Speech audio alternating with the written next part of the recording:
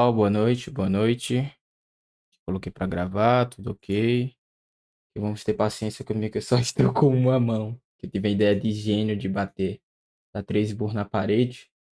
Só que a parede era mais forte que eu. É, Tá. E já está gravando. Pessoal, tudo ok? Todo mundo me ouve? Todo mundo me escuta bem? Tá. Vou tirar isso aqui. É melhor pra movimentar o braço. Tá. Vamos lá, vamos iniciar o pessoal que vai entrando ao decorrer da live, beleza? Qualquer dúvida, pessoal, vocês mandam aqui ao chat, tá? O chat está aberto aí, ou quem se sentir mais à vontade pode abrir o microfone e vamos bater um papo. Primeiro eu vou começar me apresentando, para quem não me conhece, acho que todo mundo aqui já me conhece já, né? Eu me chamo Rafael Nonato, eu criei esse resumo aí foi uma ideia que eu criei no final do ano passado, acho que foi em dezembro do ano passado. E desde lá eu venho trabalhando com a disciplina de história. A primeira dúvida que eu quero tirar de vocês é que não, eu não sou nenhum professor e eu também não estou aqui numa posição que eu tenho mais conhecimento que vocês. O meu intuito com essa criação desses encontros semanais de história que faremos, dois serão na segunda de 9 às 11 no mesmo horário e na terça também. Vai ser troca de conteúdo. Eu sei um pouco sobre história e eu tenho certeza que alguma coisa a acrescentar sobre história vocês terão para me passar, para dizer, não, Rafael, pô, o que é que você acha dessa dúvida? Sabe, para uma troca de conhecimento. Então, não, eu não sou nenhum professor e também não sou melhor do que ninguém. Também eu já tive diversos professores que não tinha faculdade, mas tinha o dom de ensinar. E eu sempre tive essa paixão por ensinar, e principalmente a disciplina de história. Então, por isso, eu criei esse intuito, foi com esse intuito que eu criei. Não é visando lucro, não é visando nada. Já para que não, no futuro não venha dizer, ah, mas tu não é professor, mas já tô deixando bem claro aqui que não sou nenhum professor. Beleza? Então, definitivamente está dado, nós damos o início hoje ao nosso curso de História de Pernambuco aqui, onde toda segunda e terça-feira nós estaremos nos reunindo aqui e batendo um papo sobre História de Pernambuco.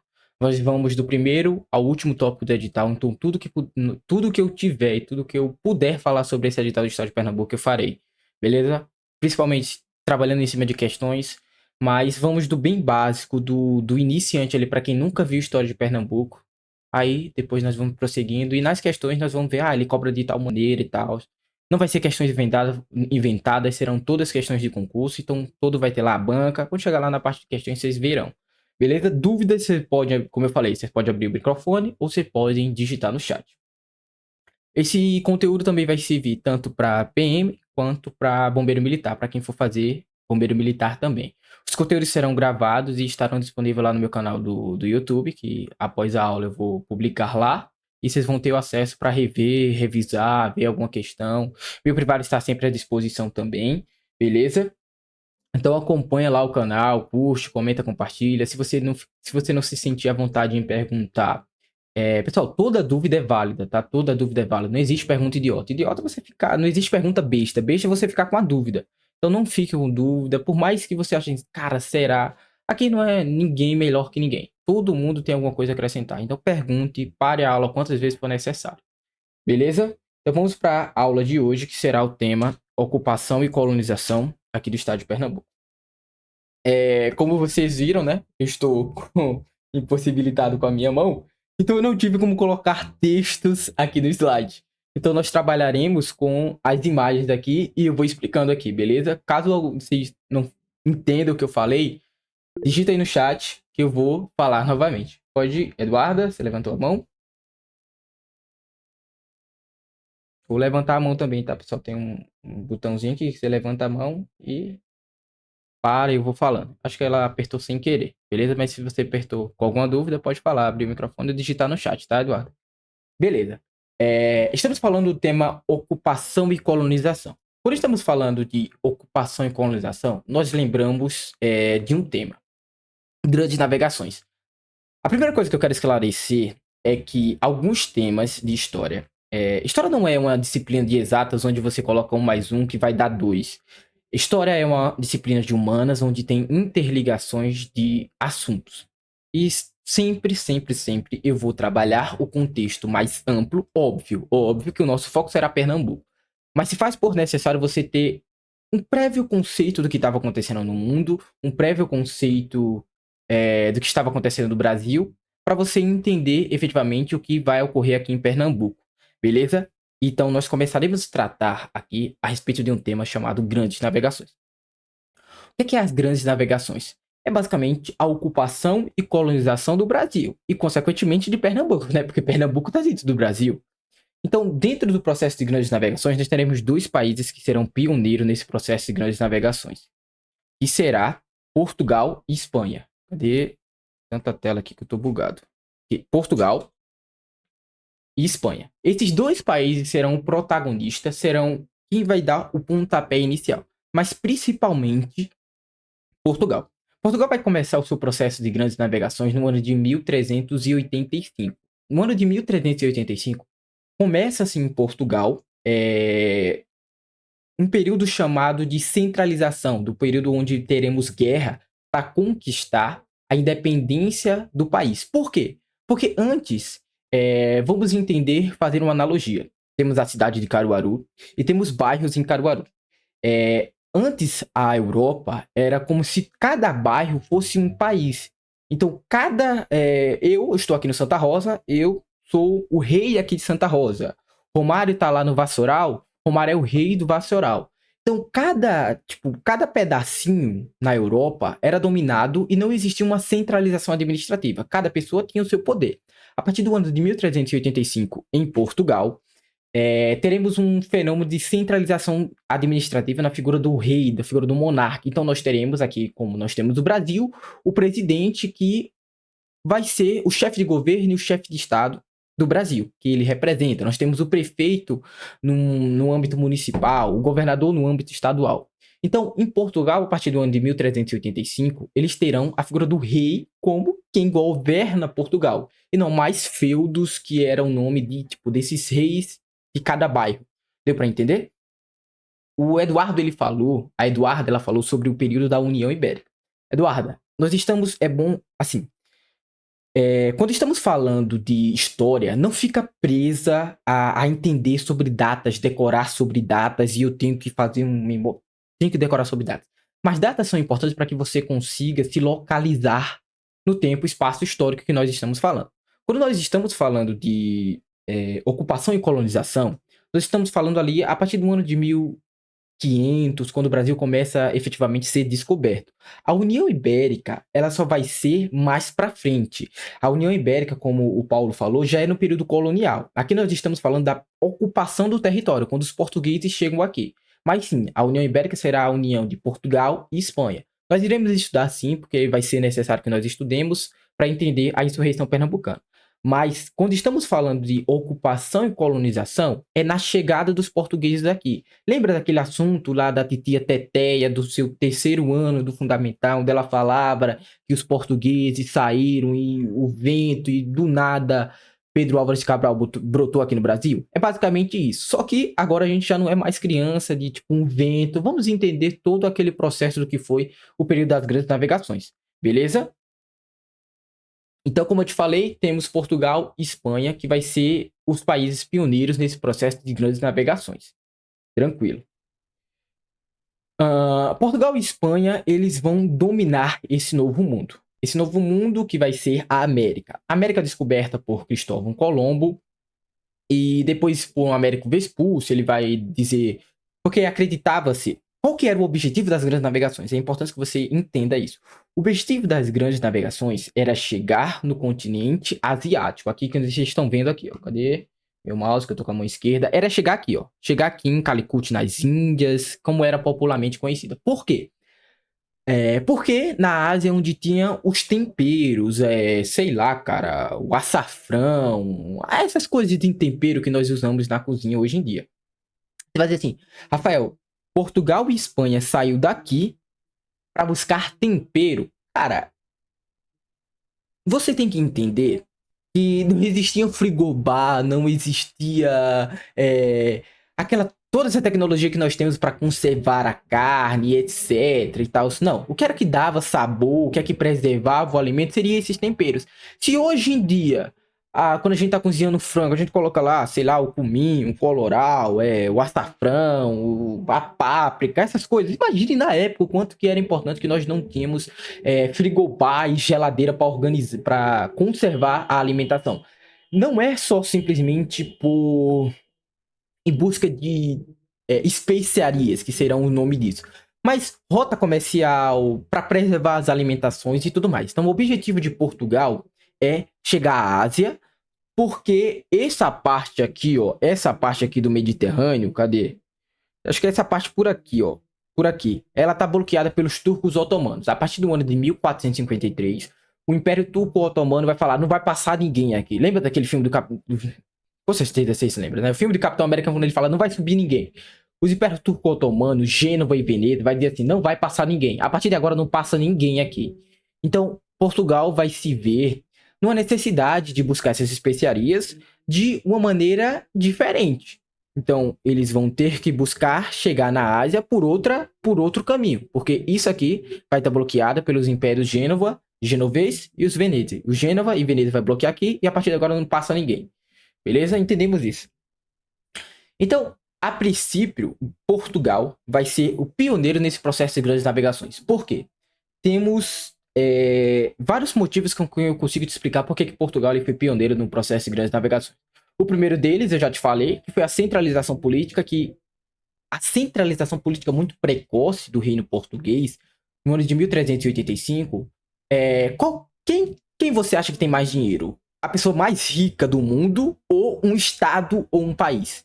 Obviamente que um estado, um país. Então, um estado e um país vai ser necessário porque essas grandes navegações serão muito caras. Então, o estado vai custear e é diferente do que um particular custear. Enquanto os outros países estavam com feudos, que era aquela analogia de bairros que eu te falei, reinos, tipo presidente de bairro, e Portugal já estava com um governador do estado, já estava com um rei de Portugal, já tinha um rei que era o rei de dinastia de Avis. A dinastia lá de Avis começou lá e a partir de 1385 eles vão ter a centralização política. Outro motivo será a localização geográfica favorável que Portugal vai ter. Portugal é só se lançar aqui no Oceano Atlântico. Ó. Portugal fica mais ou menos por aqui, cara. Cadê? Portugal, por aqui, ó. Enfim, em cima, por aqui, ó. Portugal fica por aqui. Então é só Portugal se lançar aqui no Oceano Atlântico que ele já vai ter. A busca de metais preciosos é outro fator que vai ser um dos pioneiros das grandes navegações, ou seja, nós queremos buscar metais preciosos. Quais serão esses metais preciosos? Ouro e prata. E outro fator também é a escola de Sagres com a bússola, o astrolábio, que vai auxiliar e muito nesse processo de grandes navegações. Eu saber como é que está o mar, eu saber para qual direção eu vou, enfim. Portugal, juntando esses 4 fatores, vai fazer com que eles sejam pioneiros nas grandes navegações. O que é que significa ser pioneiros nas grandes navegações? Seria ser o primeiro país a se jogar ao mar nas grandes navegações. Exatamente. Essa busca de especiarias era para quebrar o monopólio das cidades Gênova e Veneza aqui da Europa. Pensa comigo. O que sai mais lucrativo para tu? Portugal, ele tinha que... As especiarias estão aqui na Ásia. A especiaria vai sair da Ásia para chegar até a Europa. Só que para sair da Ásia, para chegar à Europa, eles passam pelas mãos dos comerciantes genoveses de Gênova e Veneza. Ou seja, Gênova e Veneza vai revender para a Europa. E ele vai revender tendo o seu lucro dentro da mercadoria. Tenta pensar assim, cara, tem a galera lá da China que vende os produtos lá da China, revende para um terceiro e esse terceiro revende para ti. Não era mais fácil tu pegar essa mercadoria direto na mão do chinês? Então é isso que o Portugal vai dizer, cara, sai mais barato e pegar diretamente lá da mão do chinês lá, da Ásia, das Índias, como eles costumam dizer. Era para quebrar o monopólio, porque quem tinha o monopólio dessas especiarias era Gênova e Veneza. Beleza? Então, por esses fatores que eu te falei, Portugal e Espanha vai ser pioneiros nos processos das grandes navegações. Primeiro vai começar com Portugal, mas posteriormente, a partir do ano de 1492, a Espanha também vai se lançar no processo de grandes navegações. Só que chega, como eu te falei, chegou um período onde no ano de 1493, Portugal e Espanha são dois reinos católicos. Eles vão ter que sentar e dividir o novo mundo que foi descoberto. A partir do ano de 1492, cadê? Deixa eu ver. Cristóvão Colombo aqui, essa linha verde. A partir do ano de 1492, Cristóvão Colombo chega aqui na América, mais precisamente ali na América Central, no que hoje seria o México. Então, Cristóvão Colombo vai chegar ao México e vai descobrir esse novo continente. Como eu te falei, os dois países que são principais nesse processo de grandes navegações são esses dois, Espanha e Portugal. Portugal e Espanha. Dois reinos católicos. Teremos a presença do padre, ele vai sentar e ele vai mediar um acordo. Como que será chamado esse acordo? O ano é 1493. Alguém sabe qual é o nome desse acordo que Portugal e Espanha se senta e vai fazer no ano de 1493? Tratado de Tordesilhas. Muito bom, muito bom. Só que a banca pode te fazer uma pegadinha quanto a isso. Eu te falei que datas não é aquilo ali que você tem que decorar. Mas ela serve para te dar um direcionamento. No ano de 1493, nós teremos uma primeira versão, tipo como se fosse uma prévia do Tratado de Tordesilhas, que ele será chamado de Bula Intercoetera. Vem comigo. Aqui, beleza, eu coloquei aqui, amém. Ok, tá vendo? Essa linha aqui é a Bula Intercoetera, que era o ano de 1493. Então, no ano de 1493, não foi o Tratado de Tordesilhas. O ano de 1493 foi a Bula Intercoetera. Então, já anota aí. Ano de 1493, Bula Intercoetera. O que é que Portugal e Espanha se sentou no ano de 1493? O Papa lá mediu o acordo. E ele vai dizer assim, a partir de 100 léguas a oeste de Cabo Verde, vai ser Portugal. Depois disso, é tudo Espanha. Isso é a primeira versão. Só que isso é o ano de 1493. Portugal só vai conseguir o seu objetivo. Qual que era o objetivo das grandes navegações? Conseguir chegar à África. Só vai conseguir chegar à África lá. África não, perdão. À Ásia no ano de 1498. Então, Portugal ainda não tinha chegado lá em Calicut, nas Índias. Não tinha conseguido chegar nas Índias ainda. Então, pensa comigo, vê só. Se Portugal aceitasse esse acordo, essa primeira versão desse acordo, Portugal meio que não teria o domínio. Ignora essa segunda parte aqui, ó. Cadê o meu mouse? Ignora essa segunda parte. Nós estamos analisando essa primeira linha aqui, ó. Se Portugal tivesse aceitado isso aqui, meio que Portugal perderia uma parte do Oceano Atlântico. E óbvio, já a primeira coisa que eu vou te dizer, o Brasil ele não foi descoberto por um simples acaso. Já havia relatos, ou seja, em 1492, quando a Espanha chega aqui na América, Portugal já sabe que tem terras para cá. Então, primeiro de tudo, com o Tratado de Tordesilhas, Portugal quer assegurar que o Oceano Atlântico vai ser de Portugal e pegar uma parte do novo continente que vai ser descoberto. Pegar uma parte do que, consequentemente, será o Brasil. Beleza? Então, nós já desmistificando aquela ideia de o Brasil foi descoberto por um simples acaso. Então, nós já asseguramos que o Oceano Atlântico será de Portugal, pertencente a Portugal. Por quê? O Oceano Atlântico é o meio que eu vou utilizar para que eu consiga chegar lá nas Índias em 1498. Então, eu asseguro aqui. Então, Portugal não vai aceitar essa primeira versão, que é a Bula Intercoetera de 1493. Em 1494, eles vão se sentar novamente e vão estabelecer que a 370 léguas a oeste da ilha de Cabo Verde será o Tratado de Tordesilhas, que é o tratado que vai vigorar por uma boa quantidade de tempo aqui. Então, com esse tratado de Tordesilhas, Portugal mata 2 coelhos com a cajadada só. Portugal pega um pouco da terra do que será o Brasil, das terras recém-descobertas, e garante o domínio do Oceano Atlântico. Beleza?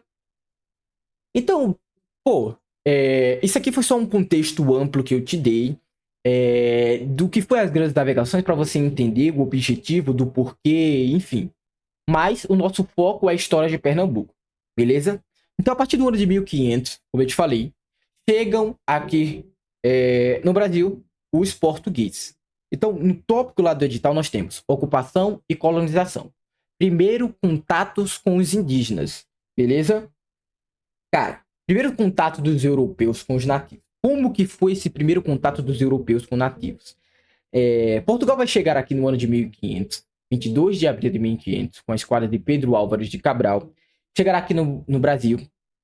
E esse primeiro contato ele vai ser uma forma amistosa. Cuidado com as questões de história quando ela vem assim com quantificadores. Todo, nenhum, sei lá, de questão que generaliza demais ou questão que restringe demais. Tenha cuidado com quanto a isso. Por quê? Eu estou te falando que os primeiros contatos com os europeus e os indígenas foram de formas amistosas, mas não exclui, não tem cabimento dizer assim que todo contato foi tipo assim de forma amistosa, mas em sua grande parte foi amistosa. Não quer dizer que não tivemos entrave entre as populações portuguesas e o indígena. Não quer dizer que não houve guerra entre os portugueses e indígenas, porque sim, isso vai acontecer. Basta você ter uma ligação de que, nesse primeiro momento, teremos um choque cultural. Se você está aqui no Brasil, você tem uma cultura. Se você vai lá para, sei lá, para a China, Coreia, você vai se deparar com outra cultura totalmente diferente. Então, principalmente nesse período, nós teremos uma coisa chamada o eurocentrismo. A Europa vai estar ao centro do mundo. A Europa vai dizer assim, cara, vocês têm que seguir o que eu estou dizendo.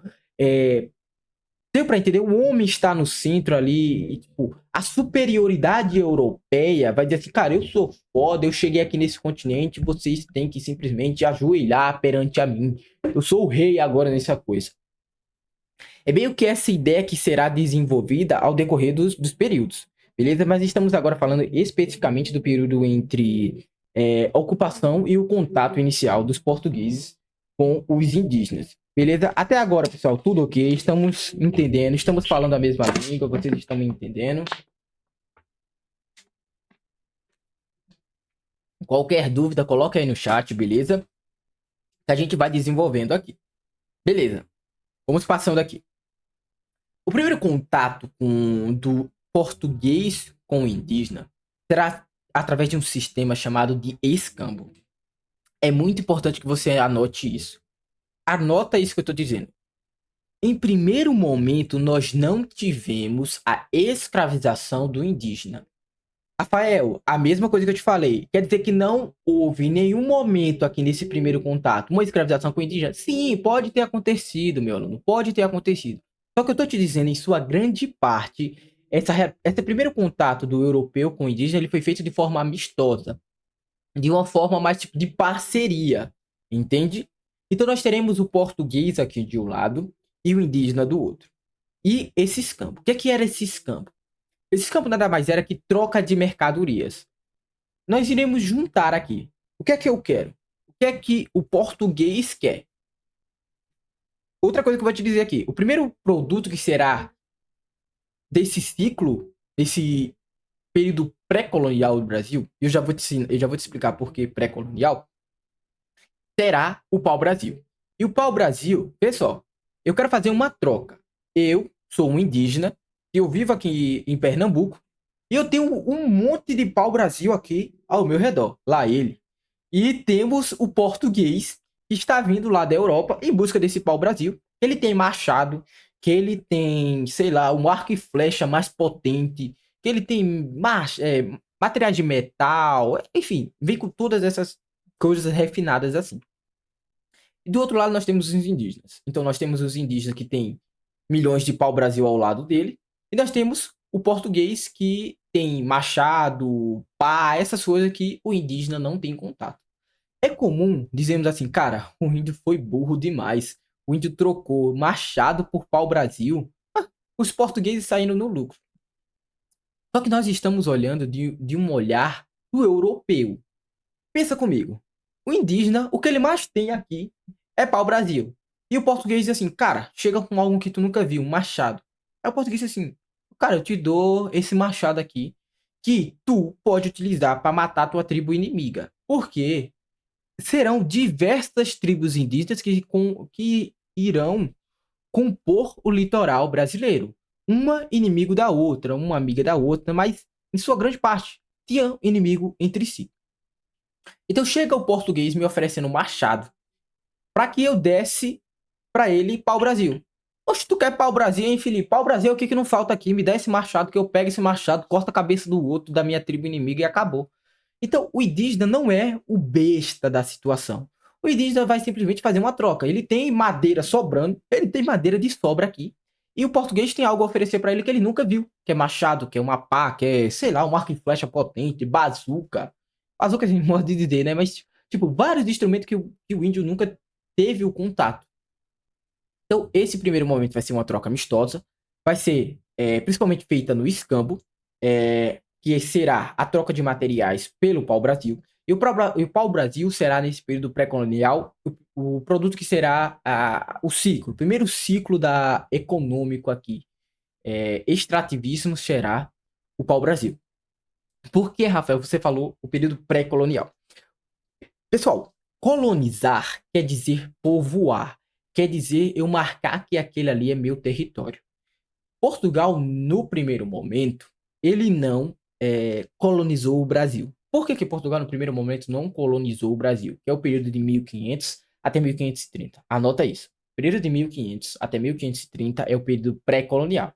Esse período pré-colonial ele marca a ausência da colonização, a ausência do povoamento aqui no território brasileiro, no território pernambucano. Te dá alguns motivos com por que Portugal não colonizou o Brasil de imediato. Primeiro motivo é a ausência de metais preciosos.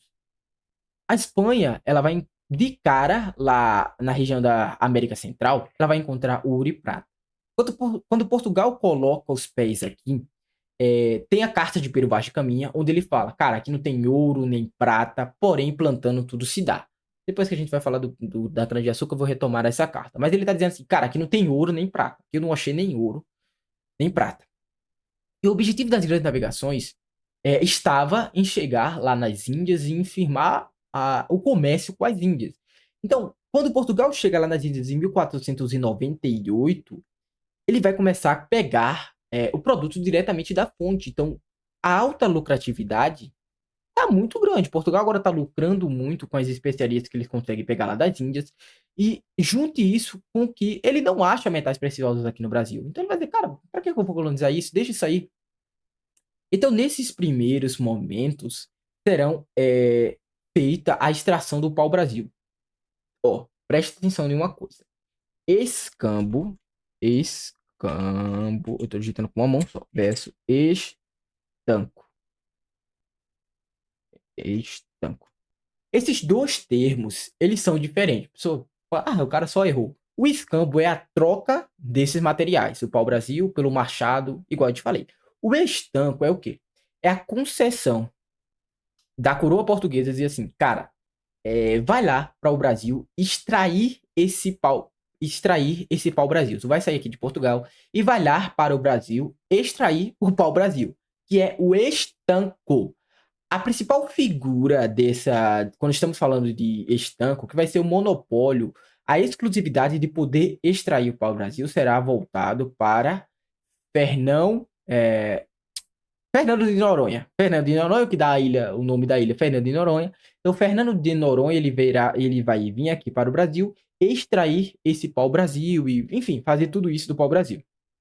Beleza? Com a relação do escambo.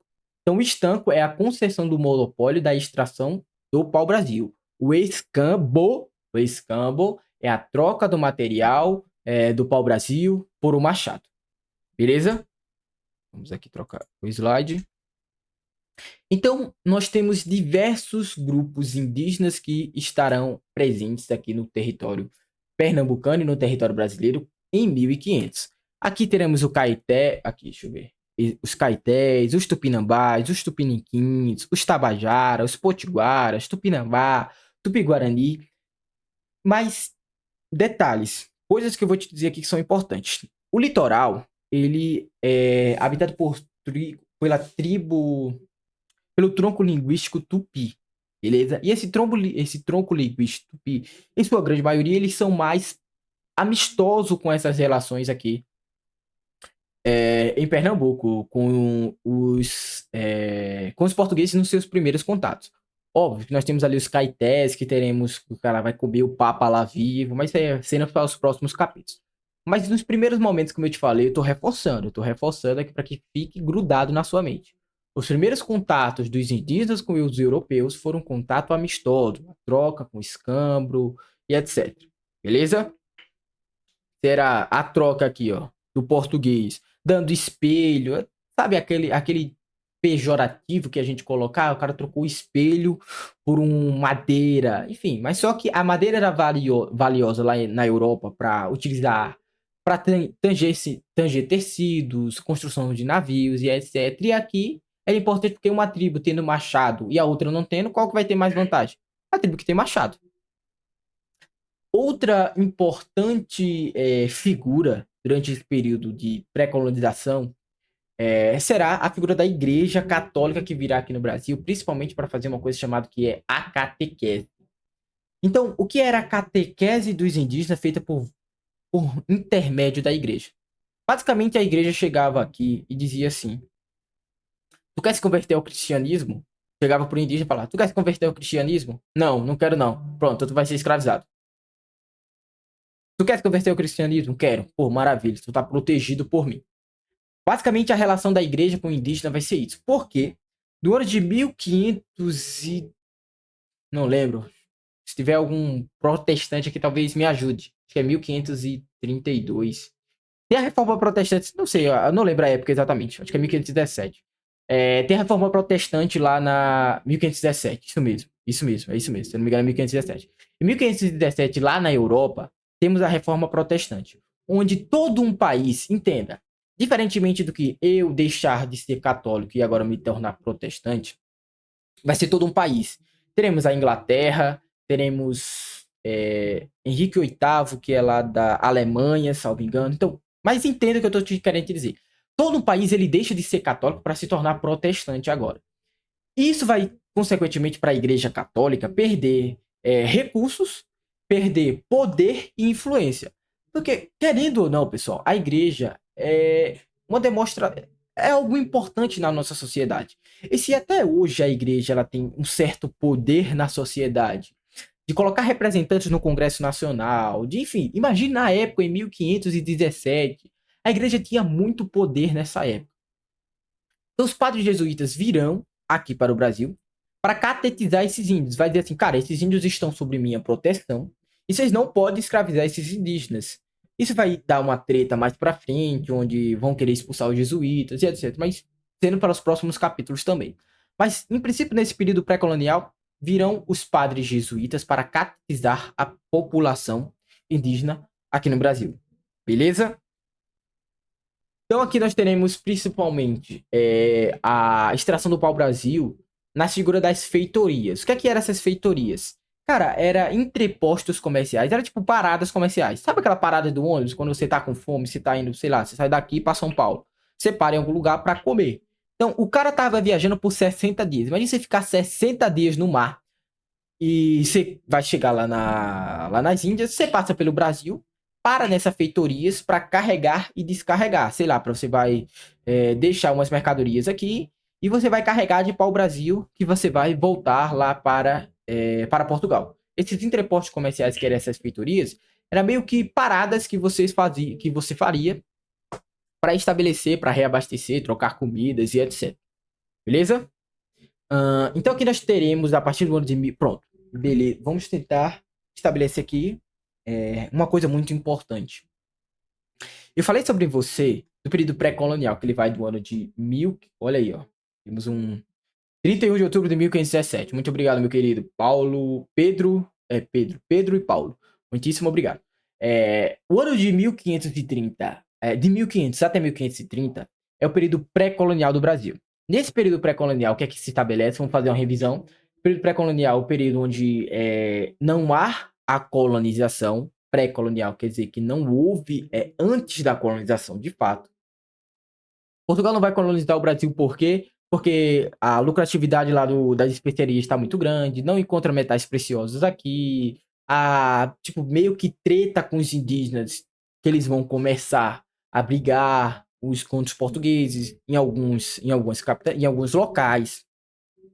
A partir do ano de 1530, começamos o período colonial brasileiro. Como eu te falei, o que é que significa colonizar? Colonizar significa povoar. Então, se eu estou te falando que a partir do ano de 1530 nós começamos o período colonial brasileiro, significa que Portugal vai começar a povoar o território recém-descoberto, que é o Brasil. Qual que vai ser o sistema adotado? Será o sistema de capitanias hereditárias. Capitanias hereditárias já havia sido implantado nessas ilhas aqui. Vou voltar aqui, ó. Aqui, ó. Nessas ilhas de Cabo Verde, aqui, ó. Cabo Verde, Madeiras, Açores. Então, o sistema de capitanias hereditárias vai ser onde Portugal vai dizer assim, cara, vamos começar a colonizar o Brasil. Vamos pontuar aqui uma coisa. Eu te falei lá da divisão do Novo Mundo entre Portugal e Espanha, que isso dá o nome de Tratado de Tordesilhas. Isso aí, muito bem. A partir do ano de 1494, o mundo é dividido em dois, entre Portugal e Espanha, onde uma parte pertence a Portugal, outra parte pertence à Espanha. Só que vai ter um país que não vai ficar muito feliz com isso, que será os franceses.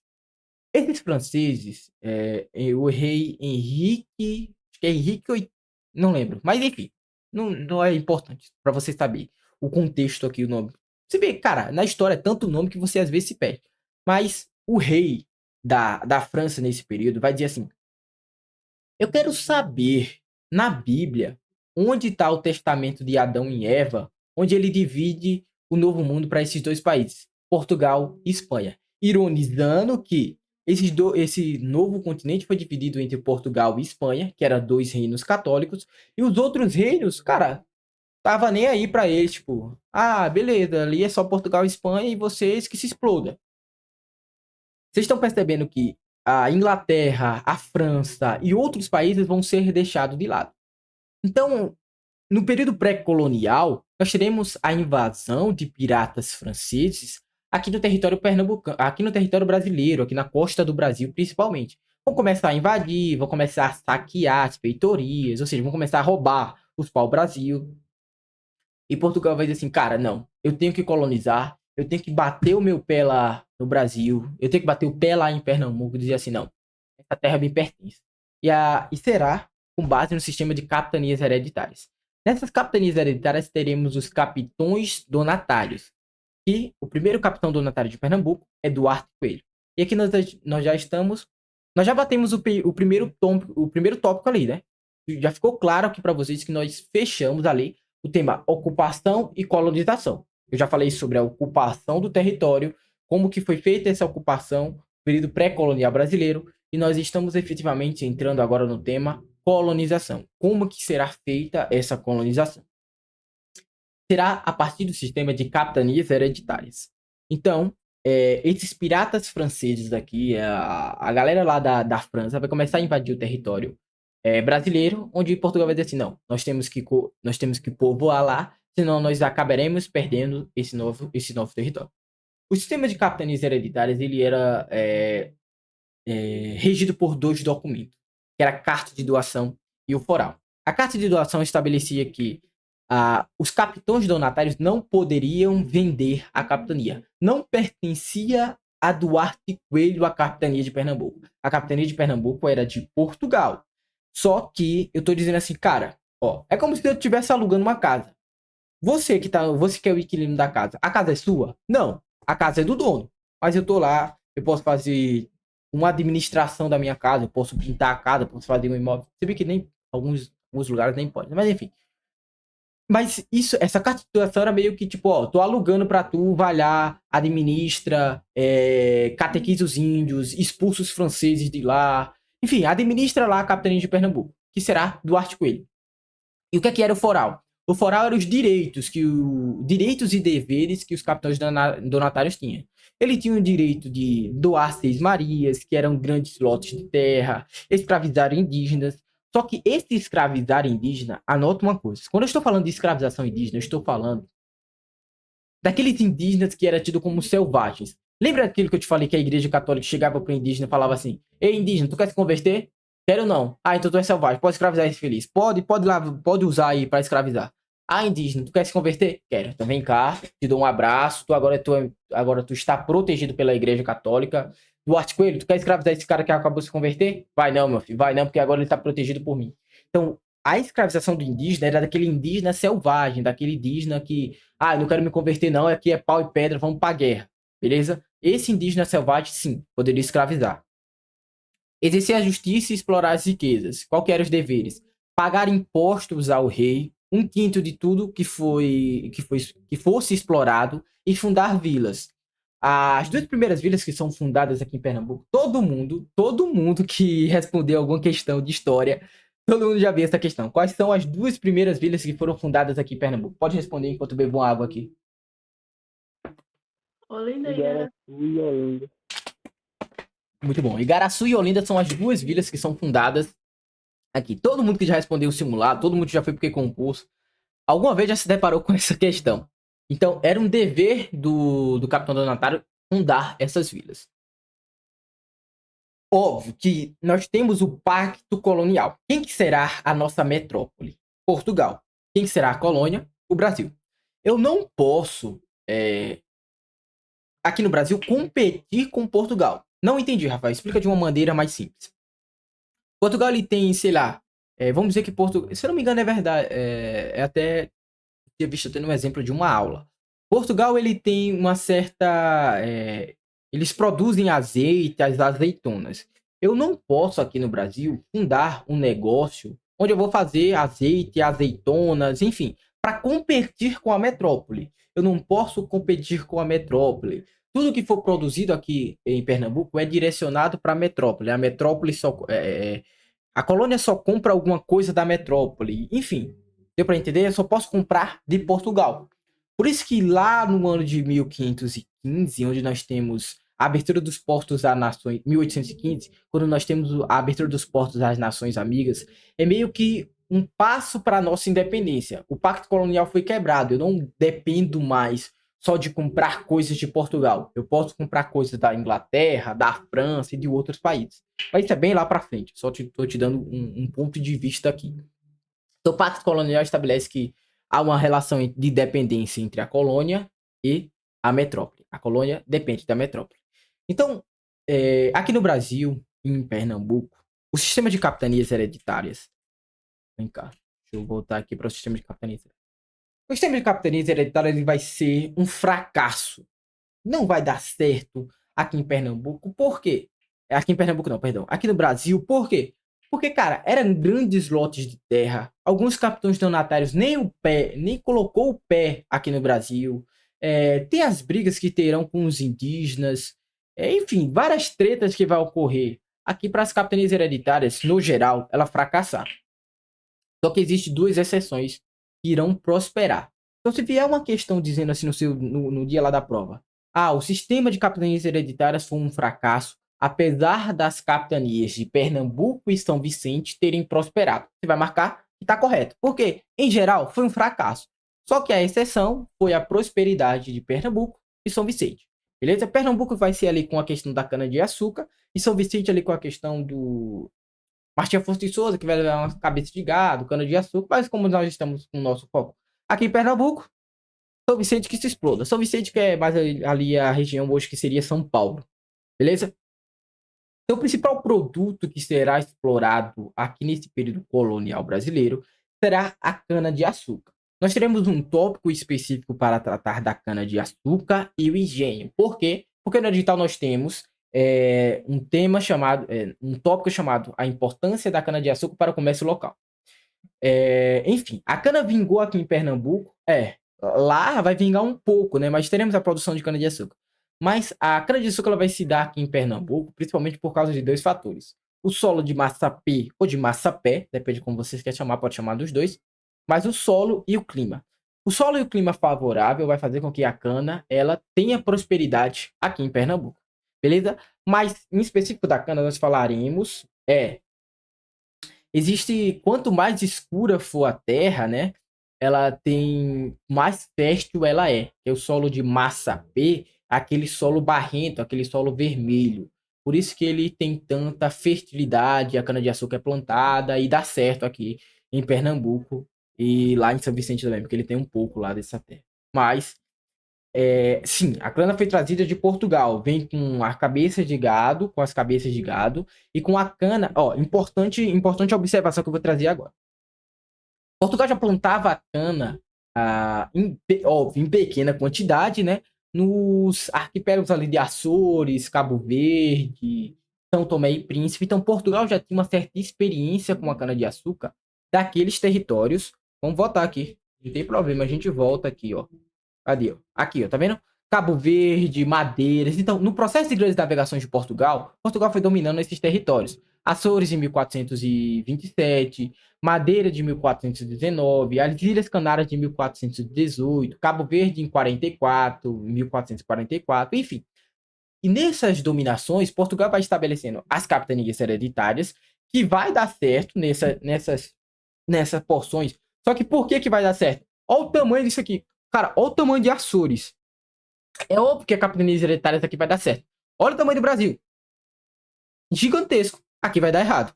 Então lá ele já vem plantando cana-de-açúcar. Então Portugal já chega aqui em Pernambuco com uma certa experiência no plantio de cana-de-açúcar.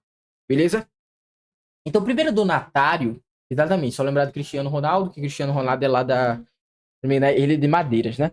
Então, nosso primeiro capitão donatário será Duarte Coelho. Duarte Coelho vai vir com toda a família dele aqui para o engenho de Pernambuco. E vai ser ele que vai administrar e colonizar a colônia de Pernambuco. Beleza? Com a figura dos engenhos de cana-de-açúcar. Vai trazer toda a sua família aqui para compor o território pernambucano e explorar o território pernambucano. Que horas nós estamos? 45 minutos nós batemos. Então, nesse encontro de hoje, nós tratamos um pouco a respeito da ocupação e colonização do atual estado de Pernambuco, que era como estava o tema lá no antigo, né? Mas hoje vou até abrir aqui, cara. Ocupação e colonização, contatos iniciais dos europeus, Duarte Coelho, blá, blá, blá. Então, nesse encontro, você já viu toda a questão de teoria, óbvio que de uma forma mais superficial, de uma forma corrida, mas tudo que você precisa saber a respeito desse tema, em teoria, tá aqui. Agora nós vamos... Exatamente. E agora nós vamos para a parte de questões, beleza?